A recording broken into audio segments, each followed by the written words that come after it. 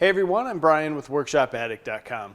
Today we're going to take a look at Milwaukee's new M12 Fuel Drill and Impact Driver Kit, model number 2598-22. Now our kit comes with the drill model number 2504-20, which is a hammer drill, and the impact, which is 2553-20. Now in this video you're going to see us compare these two new drills to very similar sized Bosch models that we have in our shop. Now the Bosch model is the FlexiClick, which is the GSR 12V-140FC. That's the drill that we're going to use, and the Bosch Impact is their PS42. We just figured Milwaukee's coming out with something that's a little more powerful, smaller. We want to show you compared to the smallest stuff that we have in our shop. Now to start out, we're going to go over the drill. This drill has 0 to 1700 RPM. It is 2-speed. 350 inch-pounds of torque. Since it is a hammer drill, it's got 0 to 25,500 BPM and weighs in at 2.8 pounds. Now this kit that you get comes with a 2.0 amp hour battery and a 4.0 amp hour battery. And one of the first things that we wanted to do was check out what's the difference in power between the two. And there is no doubt when you start getting into larger bits, you can see the difference in the drill and the impact driver when you use the 4.0 amp hour battery. Now that 4.0 amp hour battery makes the drill a little bit larger, but it allows it to stand up easily. So if you're an installer or just a guy who's using this and you want the drill to stand up, that 4.0 amp hour battery is a great option. Now when we started out drilling, we were drilling into half-inch holes into metal. We had an old water pump that we were drilling out. And when you start to get into those situations where you're just making a hole larger, you can easily stop these bits.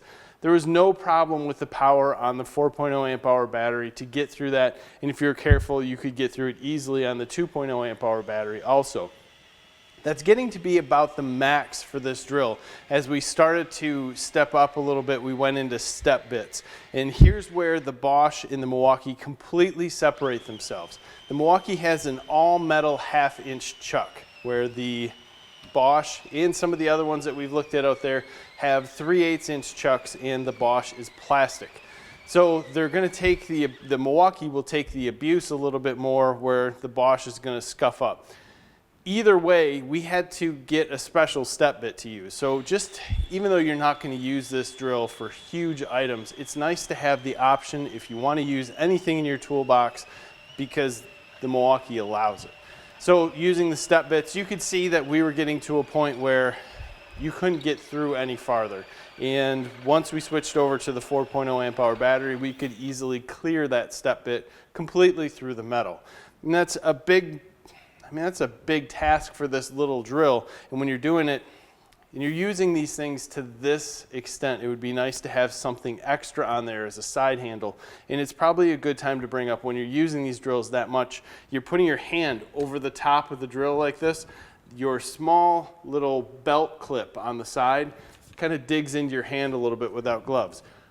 Are most people going to take these small drills and small tools that are meant to get into tight spaces and do great work and just max them out like we are? Probably not. So if you're a belt clip guy, you might really like this. It's nice and small, sort of out of the way. If you're not a clip person, I'd highly suggest you take it off. Your hand will thank you later. Next, we went to a 3/8 inch spade bit, and just trying it out to see, how much can we push this brushless motor before we get a stall, or how hot does it get? And we pushed this brushless motor seriously, and we were able to get the drill hot, but we didn't have really many timeouts at all. When we really pushed the drill beyond what we should, the 1-inch spade bit, yeah, we got some timeouts. But other than that, the drill was very, very solid in its performance. Now, if you're using this, you also had the hammer mode. We went with a 1/2-inch drill bit on that. Again, way too big, but we wanted to push it, see what it could do. It easily did it, albeit maybe a little bit slower than what you'd have a larger hammer drill going in at it. Flat out, this thing rocked. Now, to put the icing on the cake, you have 17 different clutch settings on this that are all an electronic clutch. So I just love the electronic clutches. You don't have to listen to the what sounds like gears just spinning. It's awesome.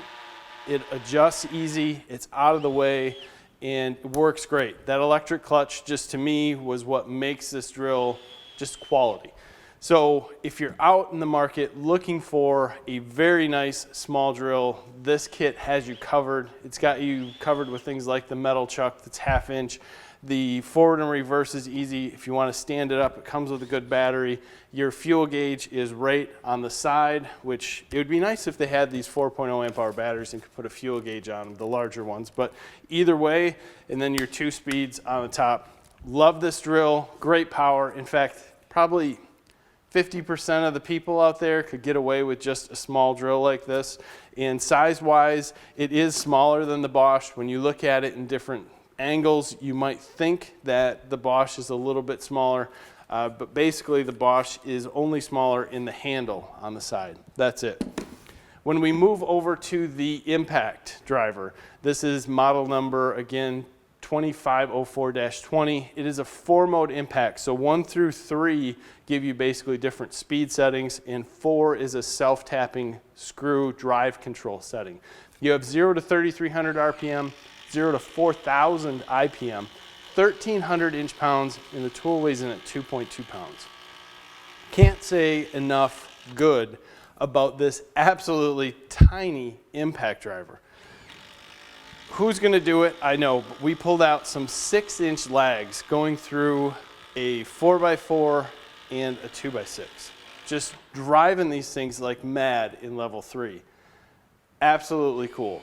We moved on and tried to do some self-tapping to give you the idea of what the drive control does. It will spin the screw through until it gets through the metal. Then it will slow down and allow you to control that screw going in. We don't use self-tapping screws around here almost at all. I was trying to get that to show up well. It works great when we had it working. It's gonna like shorter screws. So if you were putting up a pole barn or something, it would be awesome. We really couldn't get that great on camera, and I apologize about that, but the mode does work. If you're into that, you'll probably really like it. Now we went to normal screws just to say, hey, how's this gonna go? And in level 3, this thing just flies in 2-inch screws, which is awesome. But if you want a little bit more control, you can drop it down to level 2, and it'll give you a nice, very smooth control of putting in a normal 2-inch screw. But if you're an electrician or someone else who wants to work with very, very tiny screws, you can go to mode 1, which slows down to a mode that I would compare to maybe the M18 Surge. I mean, it just gives you complete control, no worry of over tightening, even the smallest of screws. Very, very cool, very controlled, very nice unit. Now again, I'm gonna say the same thing about the belt clip. This is such a small tool, and you shouldn't have to put your hand over the top, but in some of the situations that we were in with the 6-inch lags, we did. That belt clip hits you right in the palm of your hand, easily comes off with a screw if you don't use it. Again, you have the fuel gauge on the side, forward and reverse, and your 1/4 inch collet up top simply is a push in. When you want to get your bit out, you pull the collet out, pull the bit out. Awesome, awesome little impact driver. And it's hard to say little because this guy has the power of some of the larger ones that we've used. And I would really say that 80% of the people who use impact drivers could use this and be very, very happy. Something so small can just put in some great power. And I guess that's where technology is going to lead us. Tools are going to change a lot over the next 5 years.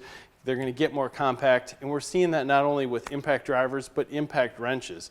And who wants to bring out their huge 1,400 inch-pound impact wrench again when you can pull out a much, much smaller version and do the same job and only pull out the large tools when you really need them?